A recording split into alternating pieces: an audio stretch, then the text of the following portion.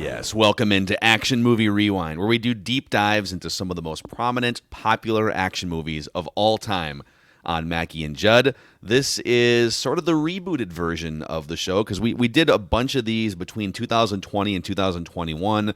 Some we did on our old radio show, and Declan wasn't producing, and then a bunch of them we just did audio versions of with no YouTube. We said, let's put these all in a YouTube playlist so we can archive these. I think these are monumentous cinematic reviews here that I think should go down in history, right next to Roger Ebert's reviews and Siskel. So Gene Shalit? Sure. Is he? Sure, yeah. Gene Who's Shalit. that guy? You don't remember? Oh, you got to Google Gene Shalit. You know who Gene Shalit is, Phil. Great hair. Do I? Mm-hmm. Okay. Yeah. Oh. Yeah. Great hair, yeah. the mustache. Yeah. Okay. All right. I'll look him up. You'll like the picture. Of all things, the reason I know it is because Family Guy references him a lot. Like Peter sometimes turns into him. So that's the only, yeah. I'm Gene Shalit now. Bye. Okay, all right. So this week we are going to go back to the late 1980s here. This was actually the first ever movie we reviewed on the original Action Movie Rewind on the old Mackie and Judd radio show, Bloodsport, with Jean-Claude Van Damme. And this is going to be presented by the official dog food of Mackie and Judd, which is Nutrisource. So not only do we have Maya Mackie on board with Nutrisource, we've got Stella Zolgad on board with Nutrisource. How are the first couple weeks going? Are you getting those regular Tootsie Roll poops with good digestion and gut health like Maya has? I am indeed, and best of all, I'm getting a very happy dog. A dog that gets up and embraces her run to the bowl because she knows Nutrisource is going to be in that bowl. And as you can see from this picture, Phil, she loves these treats. She absolutely loves these treats. So yes, it has treated her well, and she loves her Nutrisource. Go to NutrisourcePetFoods.com to find a retailer near you so that your dog can look as happy as, look at Maya on the YouTube channel. Just happy as can be with a big scoop of Nutrisource chicken and rice food on its way into her bowl. Again, NutrisourcePetFoods.com to find a retailer near you. Also, a shout out to our friends over at Federated Mutual Insurance Company, helping businesses for over 100 years maximize their level of success through risk management tools and resources. It's like having a great offensive line for your business, protecting your quarterback, looking out for risks on the horizon. Find out more at federatedinsurance.com, where it's our business to protect yours. All right, dudes, Bloodsport. 1988. Here's the summary. United States soldier Frank Dukes has come to Hong Kong to be accepted into the Kumite, a highly secret and extremely violent martial arts competition. While trying to gain access into the underground world of clandestine fighters, he also has to avoid military officers who consider him to be absent without leave. After enduring a difficult training and beginning a romance with a journalist named Janice Kent, Frank Dukes is given the opportunity to fight. But can he survive? 46% on Rotten Tomatoes. The critics' consensus says this is where it all began for the Muscles from Brussels, which is apparently Jean-Claude Van Damme's nickname. But beyond Van Damme's athleticism, Bloodsport is a cliched, virtually plotless exercise in action movie recycling. Only a $2 million budget turned into $50 million at the box office and countless reruns over the last 30 years. Jean-Claude Van Damme, Froest Whitaker also making an appearance in this movie. He's in a lot of random movies. So we'll get to statements here in a second, but I'd love to run some production notes by you guys and just get your thoughts on these. All right? Fire away. So this movie is said to be based on a true story, the real-life story of Frank Dukes.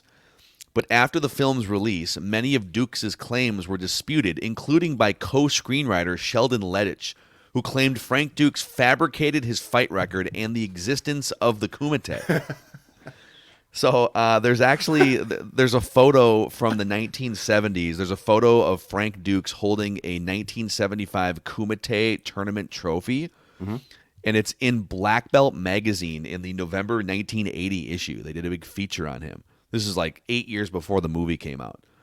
Yet shortly after the movie's release in 1988, writer John Johnson published an editorial in the LA Times accusing Dukes of making everything up. Johnson states that Dukes' Kumite trophy didn't come from a 1975 tournament, but rather it was merely ordered and picked up by Dukes at a trophy shop just a few miles from his Southern California home. Oh, that's so great. So this guy apparently, and there's some great articles about all the things that he presumably lied about, but I can't remember if it was the director or the lead writer for this movie. Basically said, yeah, I think the guy is totally full of crap, but these stories sound great. We should do a movie about this. That's what I was gonna say. Is like, who cares? Oh man, and it's basically like underground mixed martial arts and UFC before it was really mainstream. Yes. So one of the producers, Mark DeSalle, said he was looking for, quote, a new martial arts star who was a ladies' man. Jean-Claude Van Damme appeals to both men and women. He's an American hero who fights for justice the American way and kicks the stuffing out of bad guys. And then final note here, Bloodsport has been credited with popularizing the concepts of full contact and mixed style martial arts competition among mainstream audiences. Early MMA events, such as the UFC's first ever event in 1993, were sometimes compared to the film. It's also inspired, I believe, the Mortal Kombat video game series as well. I have a great statement on that, yep. Well, let's start with Declan, because you have not seen this movie before. This is your first ever viewing of a cult classic. So what is your first statement about Bloodsport? So your last production note kind of dovetails into my first statement. So about 30, 40 minutes in, I made this realization. I was like, this is essentially the video game Mortal Kombat. Yeah. And Mortal Kombat was like the first video game I ever played. And it's still to like this day, probably like my favorite video game franchise of all time. It's right up there for me. And then I did some serious research into this.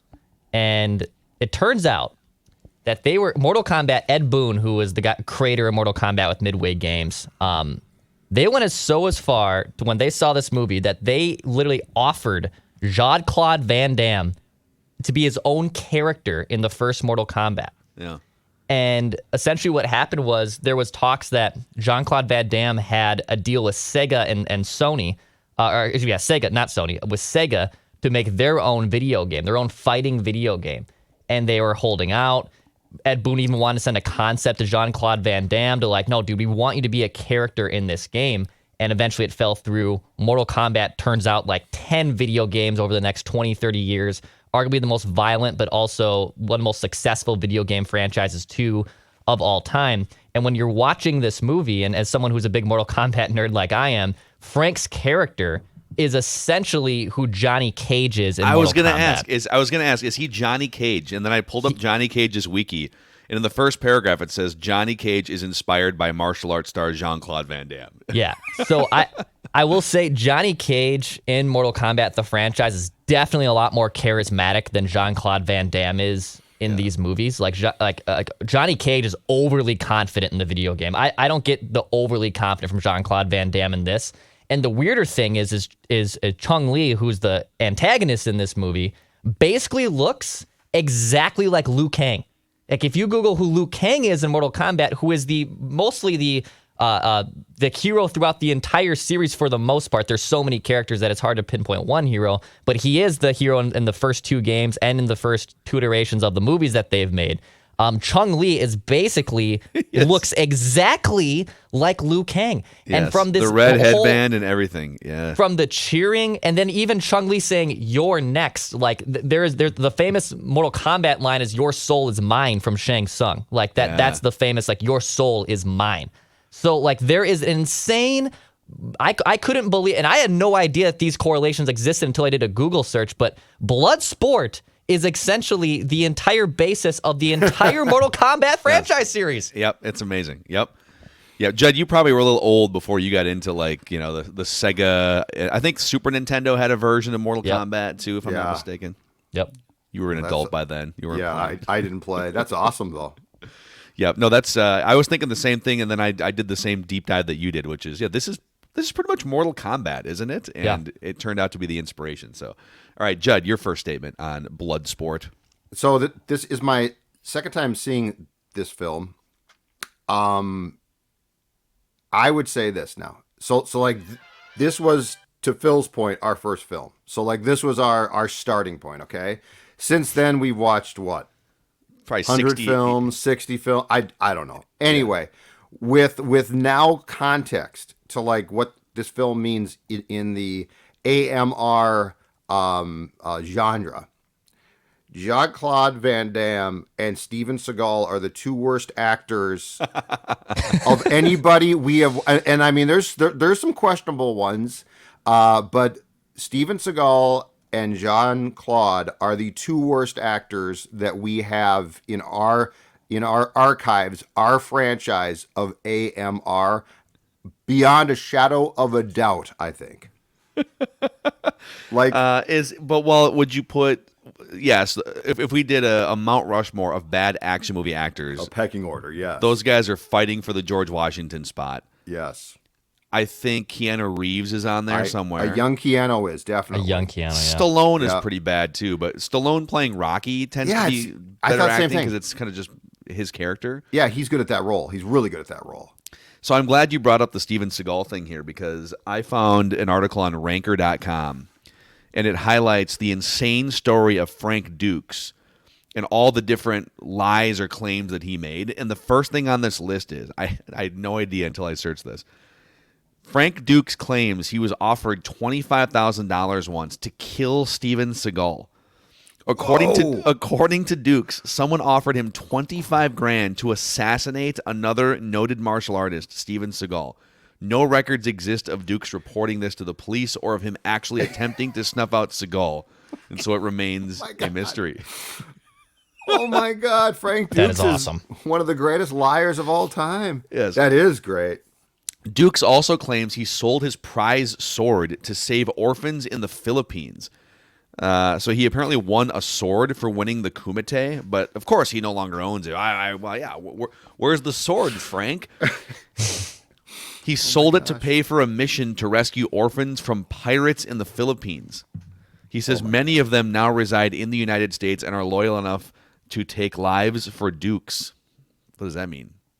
Like the orphans now kill people? They would kill for Dukes. I guess. Okay. This guy is great. That's God. Awesome. Vivid imagination. Well, and then I'll give you, so my first statement here is I don't know if I quite believe the Frank Dukes fight statistics at the very end of this movie. Okay, let's go through them here.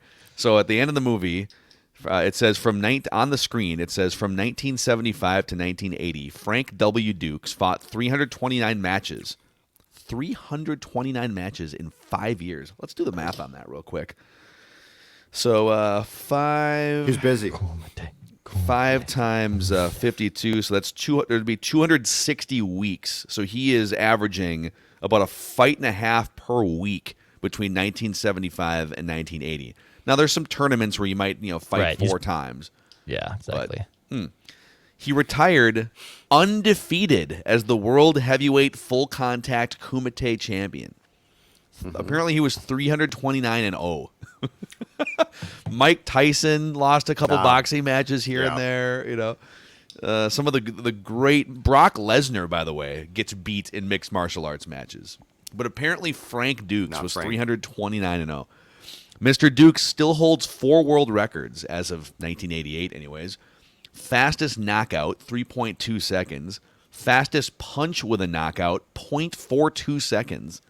Fastest kick with a knockout, 72 miles per hour.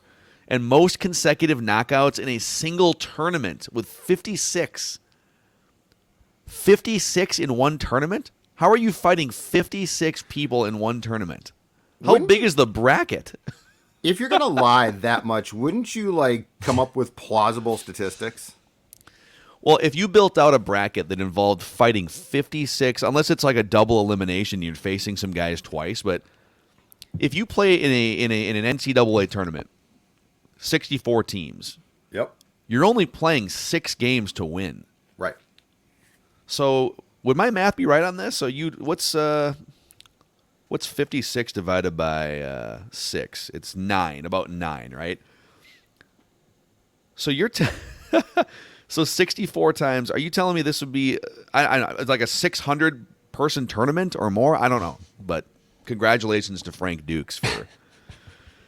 It would be more than that, actually. I think it would be maybe someone in the YouTube comments could do the math. If you fought 56 matches in a single elimination tournament, how many initial competitors would there have to be to make that happen? Oh, pretty grueling.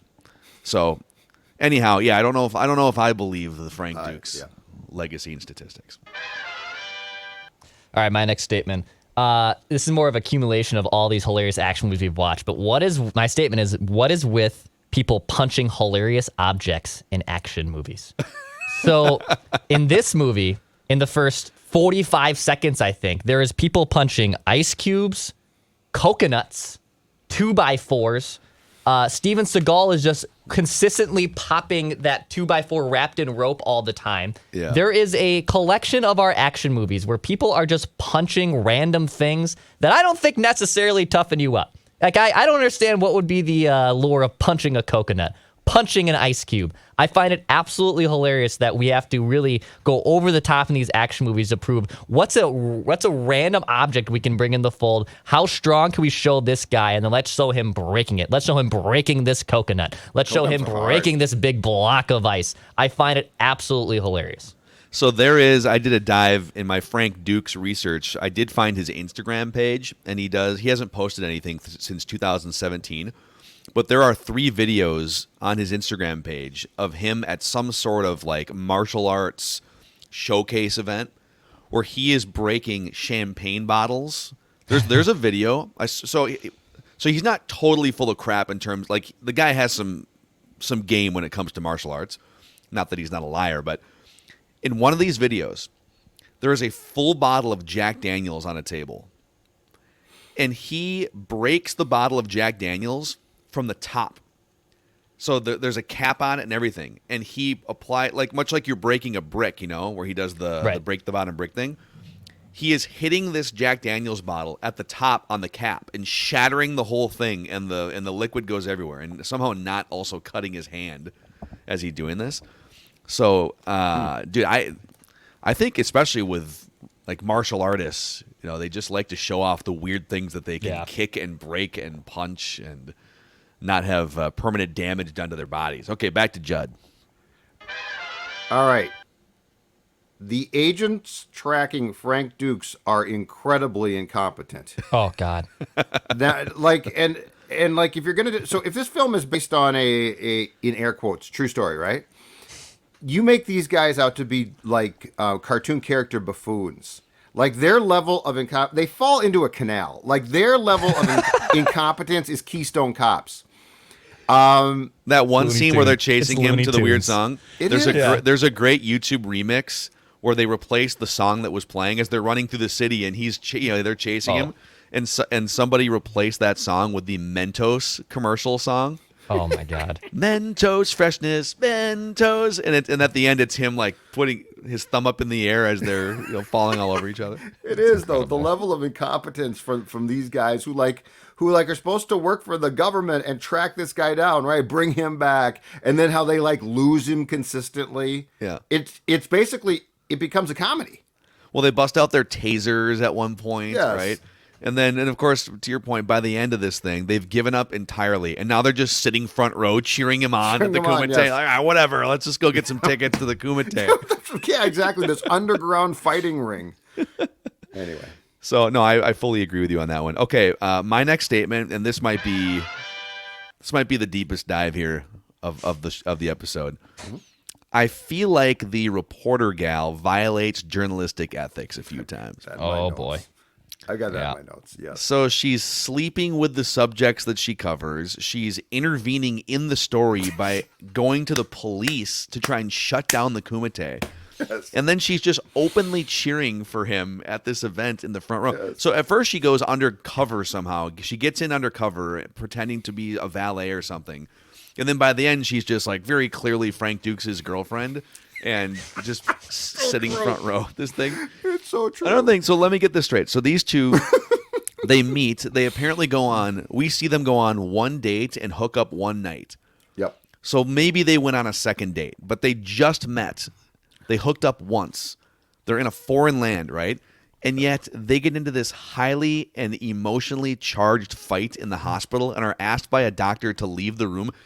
They're fighting as if they've been together for 5 or 6 years in some deep, long-lasting relationship. And so I don't know, the emotional codependence on both ends after spending basically 48 hours together was a little alarming to me. So she sneaks into this fight, which is, supposed to be very exclusive, underground. She gets in. And at one point in time, too, she, from her purse, takes out an old school 80s recorder and starts dictating notes. Do you think the people at the Kumite might be like, "Hey, lady, what are you doing with that recorder?" She looks around a little bit, pulls the recorder out, front row. Yes. Chun Li ripped a guy's heart out, beating heart. But wouldn't you be trying to just quietly take notes or something, right? She's like, all right, so memo to self. I'm at the Kumite here. Hey, everybody, what's up at the Kumite? Yeah. Can you imagine anyone trying to make this storyline happen in a movie in 2022? So we're gonna have a woman journalist, and she's gonna sleep with the subject. She's going to be a damsel going to the police, and then she's going to be openly cheering for her man at this event. I mean, I feel like this movie set sports journalism and journalism in general back decades. I mean, you want to talk about women not being respected in the sports media realm. It's portrayals like this, and I'm only half kidding. It's kind of amazing. This Kumite is really cool. I'm glad I'm here. Hey. Take your shirt off. Hey, all right. Let's see. Oh, you have ripped abs. Amazing. All right, Declan. To Judd's point, my statement is the military storyline is just not needed in this movie. He can just. But it's part of the true story. Right. To a degree, yes, it is. But also, if I can be Judd and be direct, why don't they just call me, the classic Judd Zulgad line in action movie? Yeah. Why don't they just call me to ask for advice? Just honorably discharge him at the beginning of the movie, and then he can go to this Bloodsport thing. The antics of it is Looney Tunes watching these military people trying to capture Jean-Claude Van Damme. It is literally like an episode of Looney Tunes, Wile E. Coyote type stuff, man. And it's not needed. I actually am enjoyed with the whole Kumite thing. To me, again, from my opening statement, it reminds me of Mortal Kombat. I'm kind of enthralled by this. This is a real-life Mortal Kombat story. What do we need the military part involved for? I find it absolutely comical. It's not believable, and it's not needed in this movie. You know what? Sometimes I disagree with you guys when you say that something's not needed in these movies, but if you were to take that whole thing out, so take out the two bumbling idiots from the military office, and if it was just about, all right, Frank Dukes is looking to, I was not really avenge the death of his mentor, but he's looking to honor his mentor in death, in passing, by competing at the highest level. And if it was a story about sort of inner angst, and it could almost be like Top Gun in a way, where he's fighting sort of these inner demons and he's trying to conquer this thing, right? So I'm kind of with Declan. It made the movie a lot hokier than it already was, and it was already very hokey. Yes, that's perfectly put. Hokey. Perfectly put. All right, Judd. Back to me. My statement is this. If you strip out the main events at the Kumite, the choreography of some of the lesser bouts is lazy and awful, which is funny. Which is funny because the main events, it's actually pretty good. It's very plausible. It's shot, I think, pretty well. But there's a couple of them where they're trying to establish, just how violent this can be. And there's one where the guy is totally missing. He's totally missing. And it's a couple of guys. It's not the main characters. But the point is, the choreography across the board was not good, especially when the main events, it was, I thought, really good. Well, do you know who the fight coordinator was for this movie? Frank Dukes. Frank Dukes. Frank Dukes. Yes. So he didn't care about this is just some slappy fighting. Okay, you just missed it. But I mean, the guy misses by and he throws a punch and it's barely a punch. It's hope I didn't hurt you. Yeah, there is one scene. I think Chun Li was in it, and so the camera shot is set up. You got Chun Li on the left side, and you got the the wavering opponent, the bumbling opponent. He's got his back to the camera, and Chun Li delivers a kick with his right leg, but it's clearly like 8 feet away. You can very clearly tell that these guys are not close to each other. And the guy goes up in the air, and he's got blood all over his face. So they clearly had like the blood makeup on the guy's face, do the fake kick, and then turn back to the camera. Yeah, and then some of these fighters just okay. So who's the guy that's like fighting on all fours? He's like an animal on all fours. How'd that guy get into this tournament? Or the big guy who just puts guys in bear hugs? He doesn't do anything. He'll punch you and then put you in a bear hug. Yes. It actually is a little bit. Have you guys ever seen the original UFC event from McNichols Arena in Denver? No. From 1993. So this is years before Dana White bought the product. Like I don't know, 8 or 10 years later. But the first ever event, it was a total train wreck. It was there was no weight classes, nothing. You'd have like a sumo wrestler guy up against a Brazilian jiu-jitsu guy, right? Right. And the fights all lasted maybe like 50 seconds or a minute. I think there was one 4-minute fight, but nothing lasted the equivalent of one round in today's UFC. But it was kind of like this. It was a hodgepodge of just random people. There's a boxer, and then they wanted to bring people together from different areas of fighting. And I think they were literally trying to replicate what happened in Bloodsport. Here's a bear hug guy. Here's a guy that fights on all fours. Crawling around. You're right. Okay, next statement from me.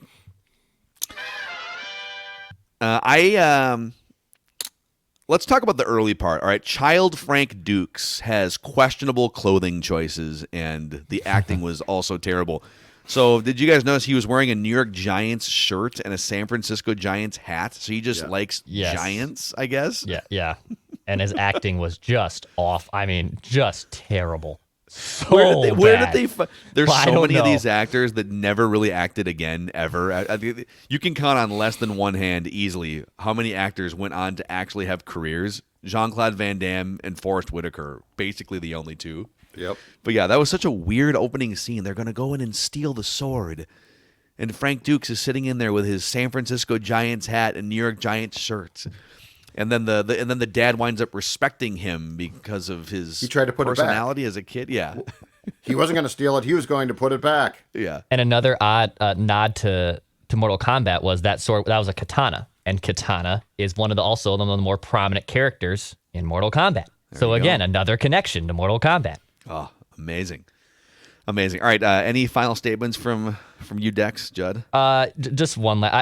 Jackson was great. I needed more of Jackson, the big burly just idiot guy. I can't say it on here, but his line of I wrote this down. I ain't your pal, D-face is one of the best slam. Like it was just a great little classic action movie slams. I wish I could say it to get the full like reaction of it. Yeah. But Jackson was great. I wanted more of the bubbling, hilarious idiot Jackson. He's in the hospital drinking a beer after basically being concussed. That was one of my observations. I don't know if it's a good idea to let Jackson pound beers in the hospital while clearly being highly concussed. And then just the outpouring of manly emotion when they they lock hands and look each other in the eye.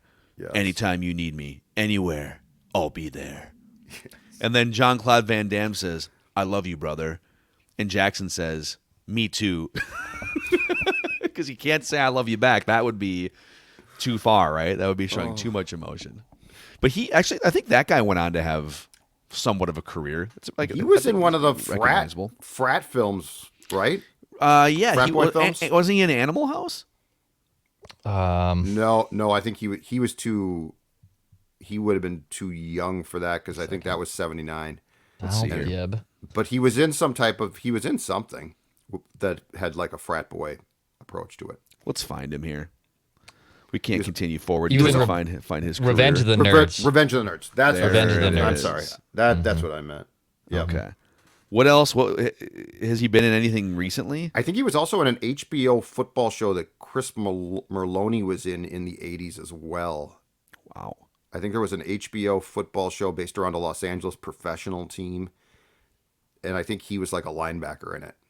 Wow. Yeah, my Rotten Tomatoes is loading slowly here, so I guess we can move on. Phil, he did star in an episode of Boy Meets World. He played Tony in It's a Wonderful Night episode. I don't know how well you can pinpoint that exact episode, but he did appear in a Boy Meets World episode per IMDb. Okay, well, I am about 14 episodes into Pod Meets World, where they break down every episode of Boy Meets World. The clips of that are great. I love that. Yeah, the clips. So his last movie was 2006, Eight Diamonds. Boy, this dude! Here are the Rotten Tomatoes movie score percentages of the movies that Jackson, played by Donald Gibb, has been in throughout his career. 25%, 26%, 92%. The Biggest Fan. I have no idea what that movie is. 42%, 38%, 33%, 33, 25, 34, 41%. Bloodsport. These are just audience scores.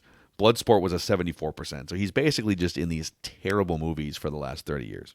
Judd, First and 10. That First was it and 10. with O.J. Simpson. O.J. Simpson was in that show. I forgot about that. Yep. Bloodsport 2 in 1996.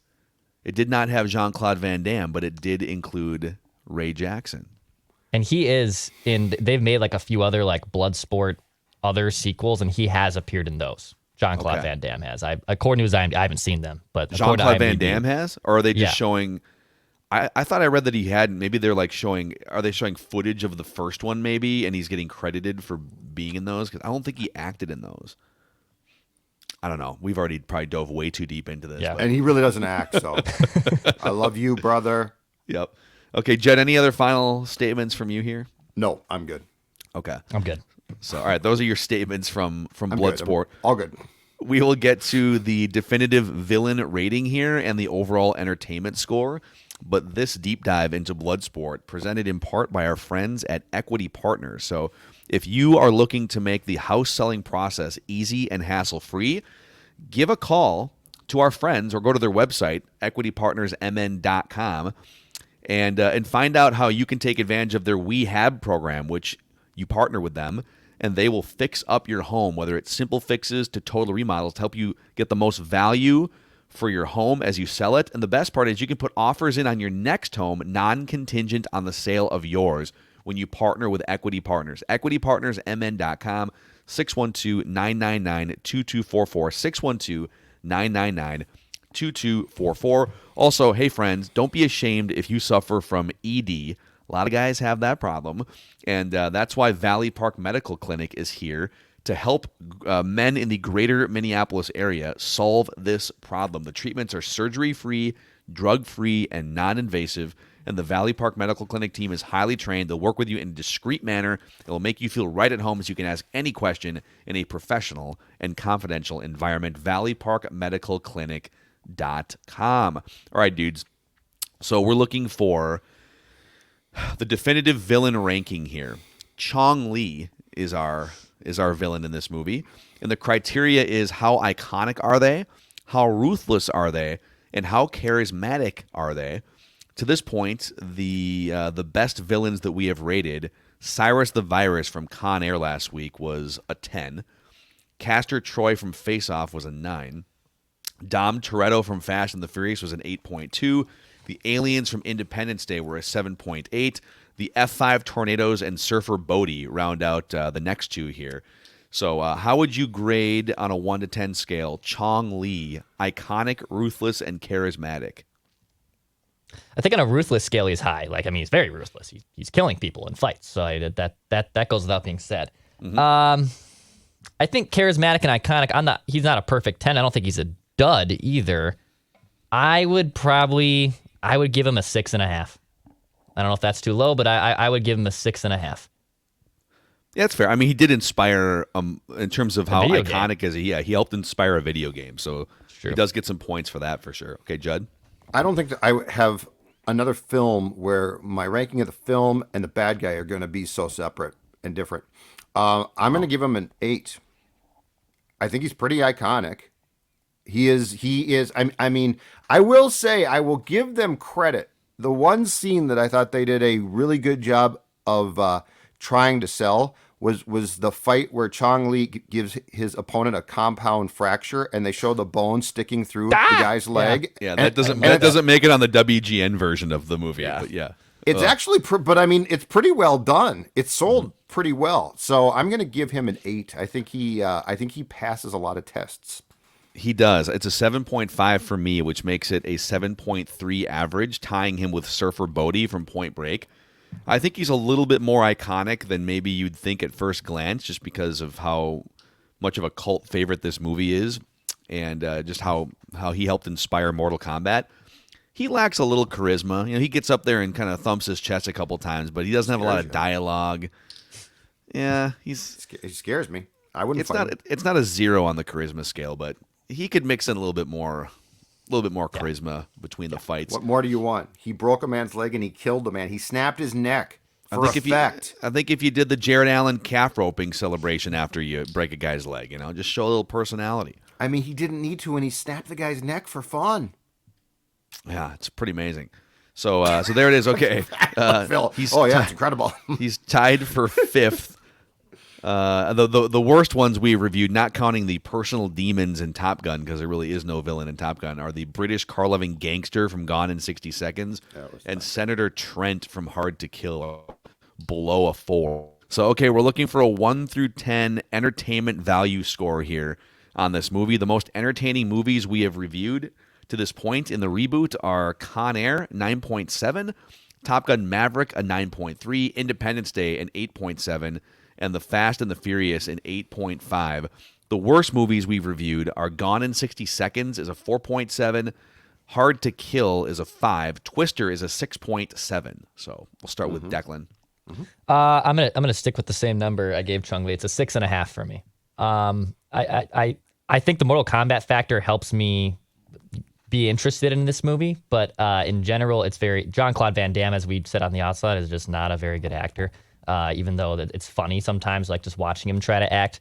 I might watch a scene of this. If my classic cliche of if this came on TV, am I stopping to watch it? I might watch a scene and then flip back after the next commercial break. But it's a 6.5 out of 10 for me. You're very kind, Declan Goff. You're a very, very kind guy. I'm going to give this a 3. It is a cult classic, but it ain't mine. The acting is. How is this movie any different than Hard to Kill? I brought that down. I think I gave that a 6, but it's my cult classic. I like it more. The acting is, for the most part, terrible. The fact that the authorities who are supposed to bring Frank Dukes back are a complete joke and like made to look like buffoons is sort of weird. And I think they thought it would be comical, but it's just sort of weird and stupid. So yeah, I'm going to give it a 3. Okay. I'm going to bring this one up here. It's not a 10, but I have to self-police a little bit in that literally every time I've seen this movie on TV, I stop on it. I cannot remember seeing this, it's flipping around, Really? TV Guide or whatever, and not at least checking it out for 5 minutes. So it's an 8.5 for me. It is my cult classic. Wow. It is. Oh my gosh. It is a just down. almost Down a for the count. perfect bad 80s action movie.